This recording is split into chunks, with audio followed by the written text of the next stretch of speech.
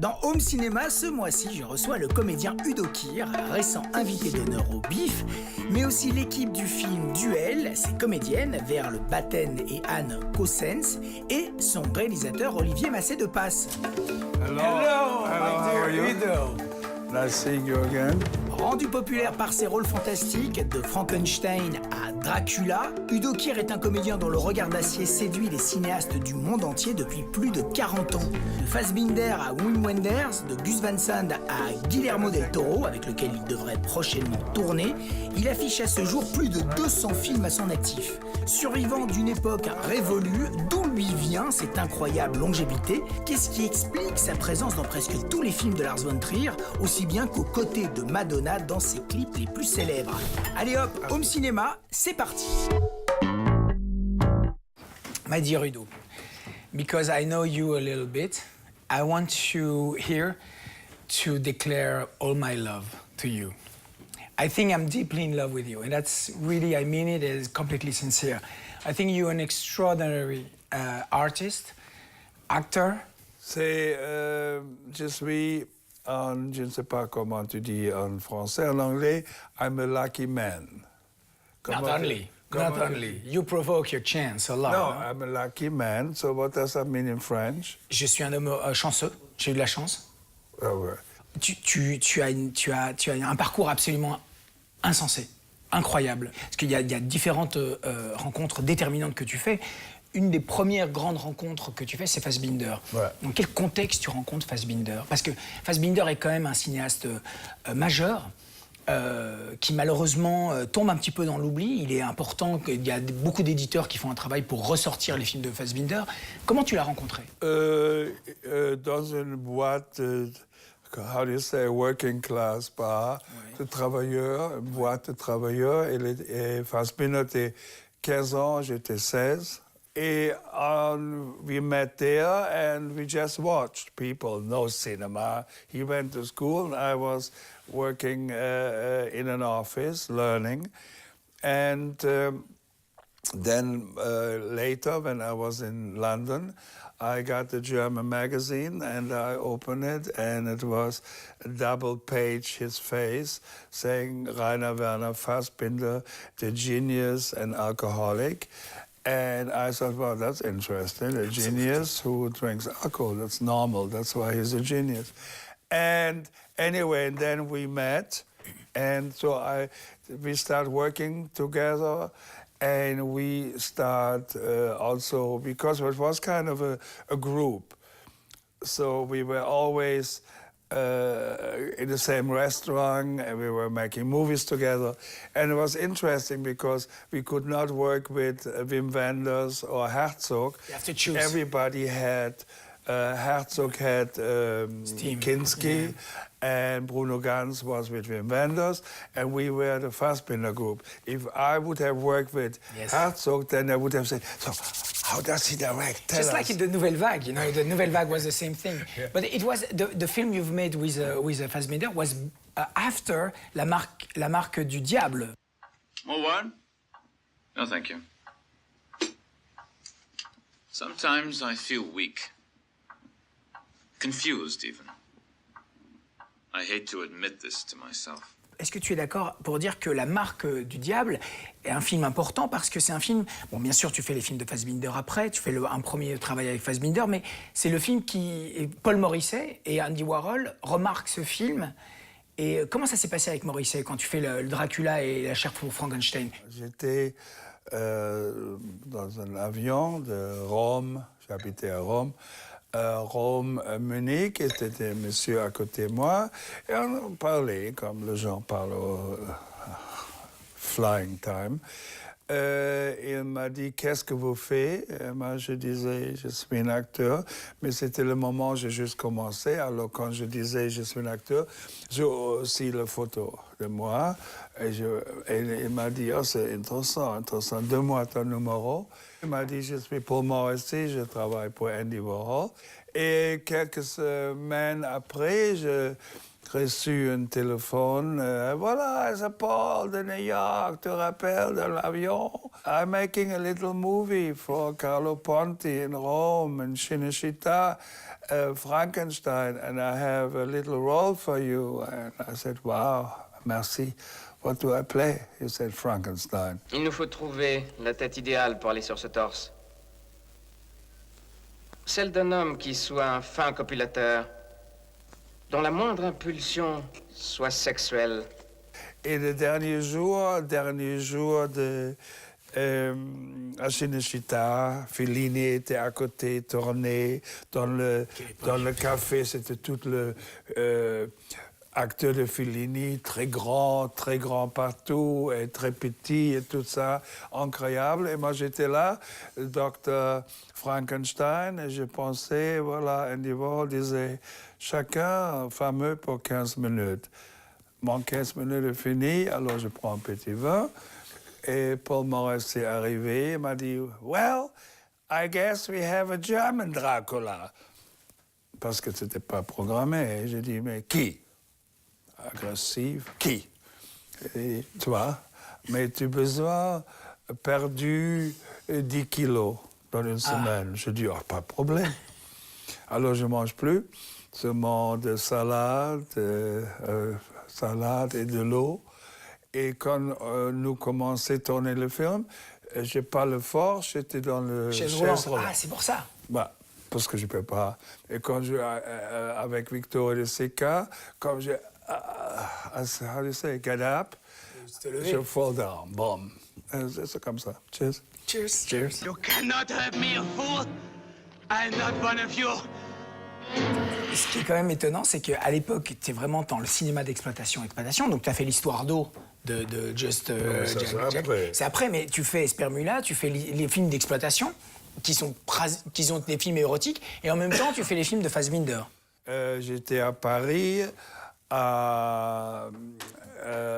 et Polanski m'a invité pour aller ensemble sur le Champs-Élysées pour Frankenstein. Pour le premier soirée. Il t'accompagne, tu veux dire, Roman Polanski t'accompagne pour la première je accompagne lui. He invited me. And then we went to a nightclub, and a man came and said, hello, Monsieur Kier, on fait une histoire d'eau, and we would like to offer you the main part, René. And I said, no, I don't make porno. And when I said I don't make porno, everybody was kicking me under the table. I was like that. And then the man gave me his card and went away. And Polanski, everybody said, you're crazy. That is the biggest forbidden book in France, L'Histoire d'eau. If you do the film, you'll be in every magazine in the world. Ne parle pas. On t'a dit hier que tant que tu es ici, tu ne dois ni regarder un homme en face, ni lui parler. Désormais, tu observeras cette règle avec moi. So I have never in my life programmed with whom I'm going to work. I go to Mannheim as an intellectual festival, and I see a movie, Element of Crime, Lars von Trier. Then he came, and I expected somebody like Fassbinder or Kubrick, dressed in black, scratching themselves, being in a bad mood. And there comes this young student boy, looking like a student, and we had a beer and changed address again. And he called you. And he called me and said, I'm doing Carl Theodor Dreyer, Medea, and I would like that you play King Jason, the husband of Medea. He said... A Viking. Yeah, but he said, there is a problem. And I said, what is the problem? He said, you don't look like a Viking, huh? He said, so don't shave anymore for 1 month, don't wash your hair, and come here because I have to sell you as the king of the Vikings. En fait, ton parcours est parsemé aussi d'éclats, mais d'éclats absolument géniaux. La chanson dans My Own Private Diary de Gus Van Sant, est vraiment un moment extraordinaire. C'est un moment qui te fait basculer aussi dans l'industrie américaine. On t'appelle beaucoup après dans le cinéma américain à cause de ce moment, non? Moi, je disais un jour, parce que nous travaillions tous très près ensemble, River Phoenix, un incroyable acteur, et je disais à Gaz, tu sais, j'étais à Moscou pour chanter, c'était une chanson que j'ai écrite, et le conférencier oubliait de me donner le microphone. Et c'était Olympic Stadium, et la musique commençait, et j'ai pas le microphone, playback, et le playback commençait, mais j'ai une lampe. Une grosse lampe, d'ailleurs. Hein? Non, dans le film, oui. Mais dans la réalité, c'était une petite lampe pour jouer avec. J'ai fait cette petite lampe, j'ai transformé sur le microphone. Et je chantais avec la lumière. Et Gaz m'a dit, pourquoi tu ne chantes pas dans le film? C'est toi qui as écrit les paroles? Oui. C'était la chanson. Il m'a dit, pourquoi tu pas prendre la lampe? Je dis, mais cette grande lampe, c'est pas ça. Il m'a dit, non, on ne peut pas utiliser le petit parce que c'est comme Blue Velvet. Alors je prends le grand lampe, ça arrive comme ça. Thinking of power. Every hour. C'est un film culte. Madonna, je sais qu'adore ce film. Madonna t'engage pour des clips vidéo. I like the way you say culte. Non, mais c'est vrai. C'est un film culte.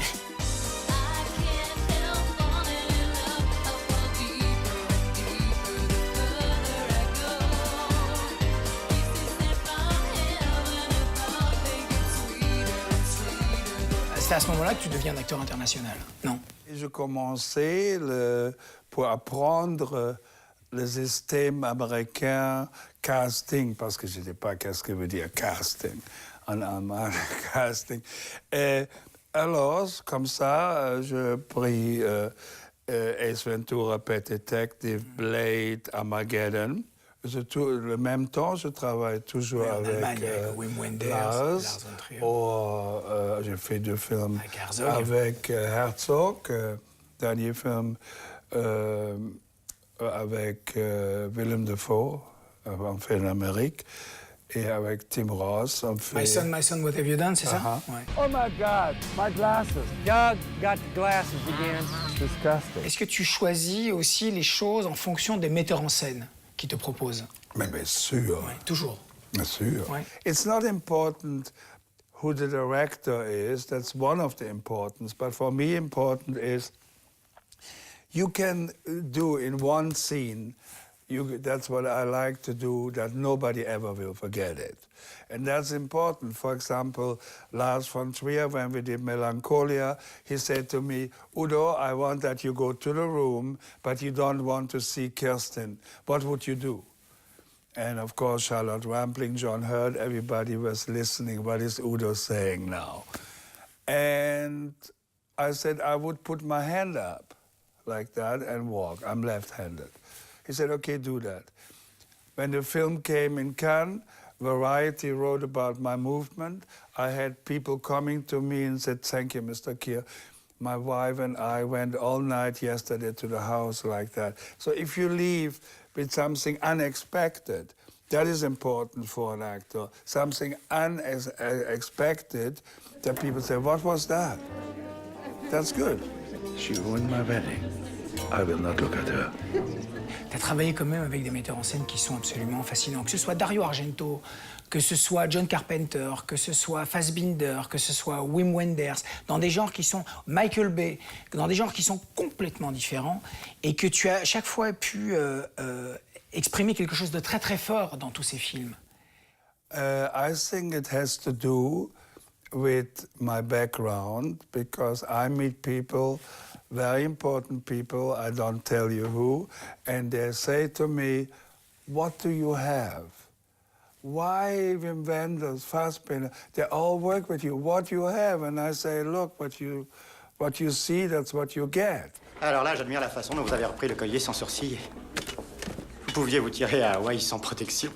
Non, ça m'angoisserait la protection de vos collègues. There's two ways. If I have a gun and I want to kill somebody, I can take the gun and say, bang, and kill somebody. But I can have the gun in front of me and clean my fingernails and say, you know what? When I'm finished, I'm going to kill you. Bang! And then everybody says, oh, that was evil. It was not evil. It was just another system of doing things. You see, when I read a script, somebody gives me a script, I read first only my role. And then I read the whole story with my role. And if I'm not important, then I don't have to be in the film.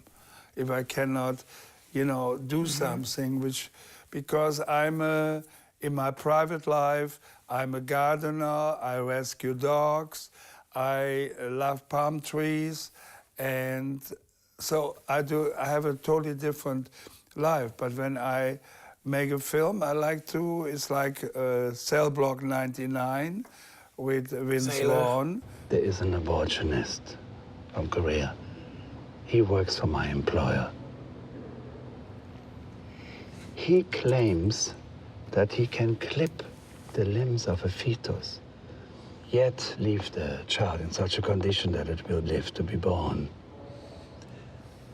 This little operation will only happen if you don't pay your debt to my employer. When I read the script he sent me, I said, I cannot do this. He said, why? I said, because the text is so brutal, I cannot say that. And he said, why not? And I said, because I can't say that. And then I thought, okay, he said, but I want you in the film. So I found a way of telling this horrible story, but with such an excuse that my boss knows an abortionist. It's not me, but it's, yeah. And I did the film, and it was great. The film was shown in Toronto at the film festival at midnight. Midnight Madness. And they had programmed exactly that my presence came on midnight on the screen. And it was amazing when my scene came, all the people in the audience, not all, but a lot of people went like, oh, oh, oh. When I get shot at the end, they all went, yeah! So that's good. What a mess. Very disappointing.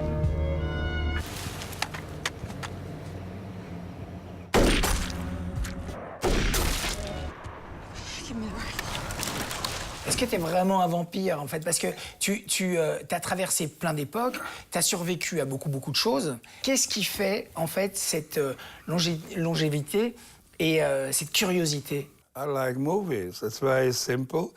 And I like movies. You want some more wine? Yes, I'd love to. Okay, then why you go like that? Just, you're home. Yes. Just take your glass. Because I was listening to you. And I like movies, and I like to work with new directors. Of course, I would like to work with David Lynch. Of course. Why you didn't? Because he didn't ask me.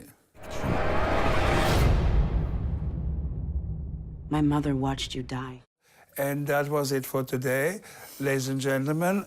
Thank you, Udo. It was great. It was great to have you. I really... Fini le Alors, truc. non, je vais finir le... I'm not a truc. Salut. Salut. Le mois prochain, aux télévisions, Fabrice Weiss. Oui.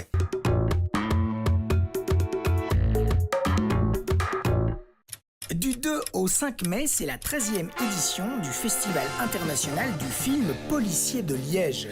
Des longs et des courts-métrages en compétition. Le festival fait également la part belle aux documentaires et aux séries qui ont eux aussi droit à leur propre compétition. Mais c'est surtout la présence de l'immense Jean-Paul Belmondo, invité d'honneur, qui devrait faire l'événement de cette édition. Toutes les infos sur fifpl.be. Le Festival de Cannes approche et le cinéma belge y est bien représenté. Si le jeune Ahmet de Pierre et Jean-Luc Dardenne constitue la partie la plus visible de cette présence, on la retrouve également du côté des comédiens, avec Virginie Efira et Jérémy Régnier présents dans des films en sélection officielle. Les coproductions belges ne sont pas absentes.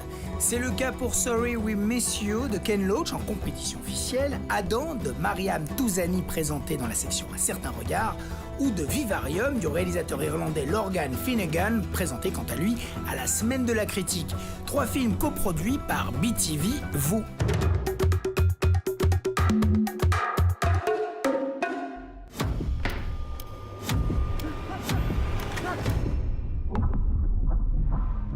C'est ta première mission. Ma première mission. Je vais te donner une autre mission. Je vais aller dormir là-bas. Quand ils se lèveront, tu me réveilleras. D'accord, monsieur.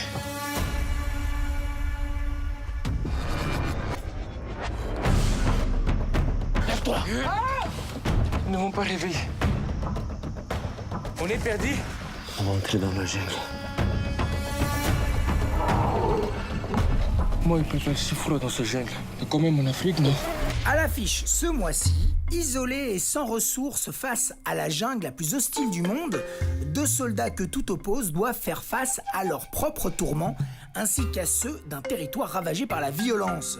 Coproduit par BTV, La Miséricorde de la jungle, interprété par l'excellent comédien belge Marc Zinga, est réalisé par le Rwandais Joël Karekezi, qui a lui-même vécu cruellement le génocide de 1984.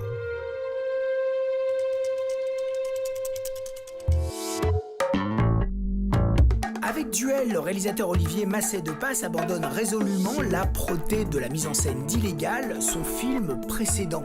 Autour de 2 personnages féminins interprétés par Anne Cossens et Verle Batten, il construit un thriller sophistiqué, résolument esthétique et référentiel. Pourquoi avoir choisi pour cadre les années 60? Comment les 2 comédiennes ont-elles abordé le rôle où transpire la paranoïa? Allez hop, home cinéma, ça continue. Verle, Anne, Olivier, je suis très heureux de vous recevoir pour le nouveau film d'Olivier, Duel. Merci, nous aussi.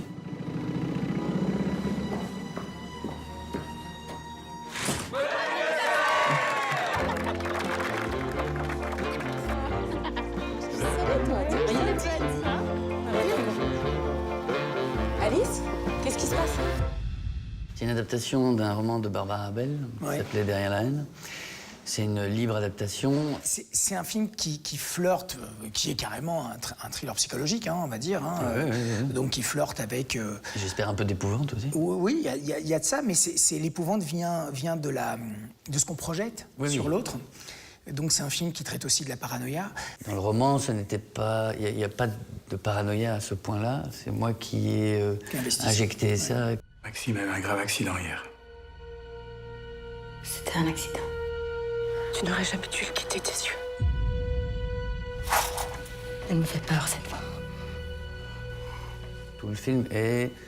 Est-ce que c'est elle qui est folle ou bien est-ce que c'est l'autre qui est folle? On doit voyager. Et en fait, la paranoïa, c'est quoi? C'est l'interprétation erronée d'un fait réel basique.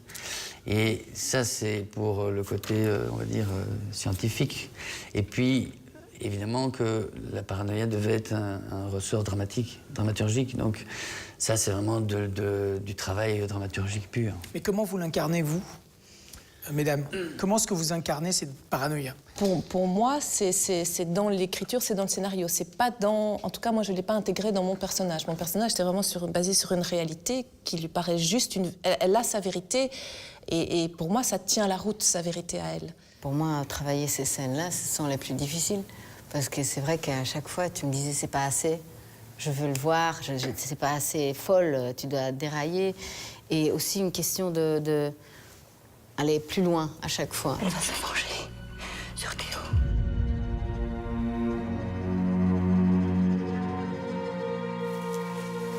Je ne veux plus que tu utilises ce passage, d'accord? Là, c'est pas elle qui me fait peur. Moi, je suis fasciné par l'instinct maternel, qui est pour moi une espèce qui est sous-jacent à tous tes films. Un super pouvoir.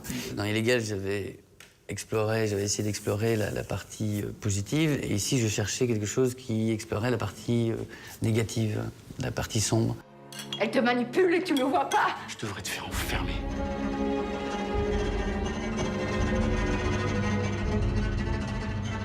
Une fois que tu as eu la certitude que c'était Veerle et Anne, est-ce que vous avez travaillé en amont, vous avez fait des lectures? C'est clair et net que pour moi, une fois qu'on arrive au tournage, il faut que le personnage soit là, ou en tout cas soit vraiment très développé. Donc on se voit d'abord avec chaque actrice séparément, où on construit le personnage, je leur pose des questions, elles doivent me répondre, etc. J'ai ma propre idée, je m'adapte, je glisse, on en rediscute. Mais le but, évidemment, sous-jacent, le sous-texte, c'est d'essayer de créer un dialogue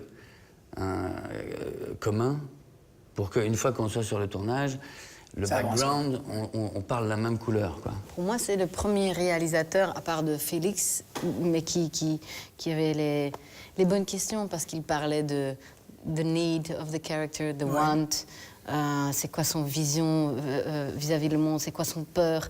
Alors des questions qu'il faut se poser, mais c'est chouette que normalement tu le fais un peu seul dans ton coin, et c'est jamais tellement poussé que quand il y a quelqu'un qui pose les bonnes questions. Tu perds complètement le sens de la réalité.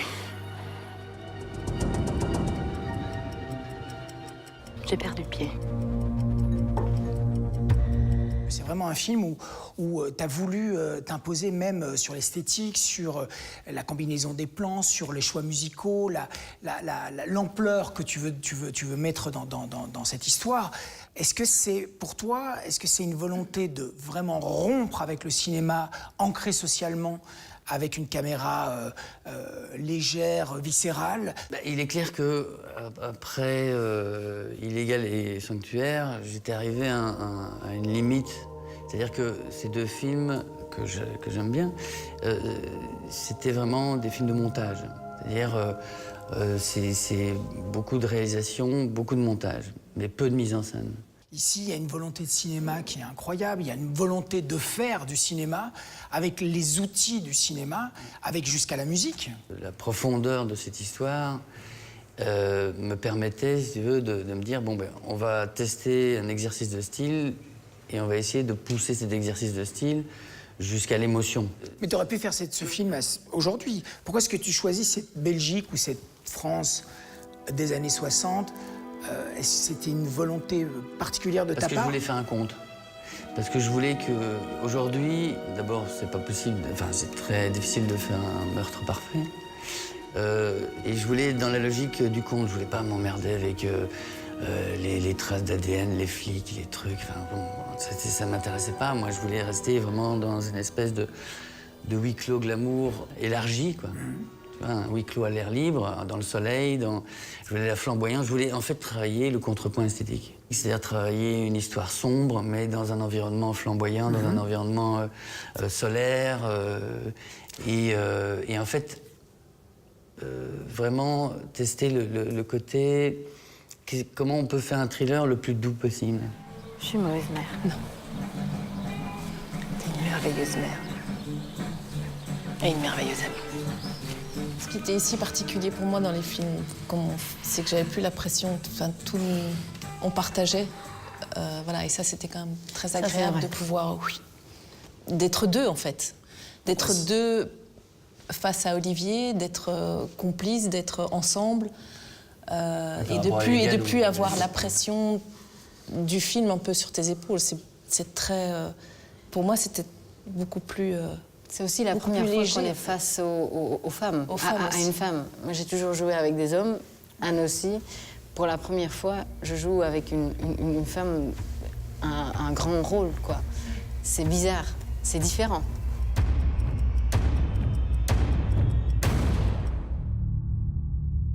Eh bien, je vous remercie tous les trois. Merci beaucoup. Vraiment, Merci. je souhaite le meilleur au film. Merci. Quant à nous, on se retrouve le mois prochain. En attendant, vous pouvez revoir cette émission sur le site de BTV. Salut. Merci.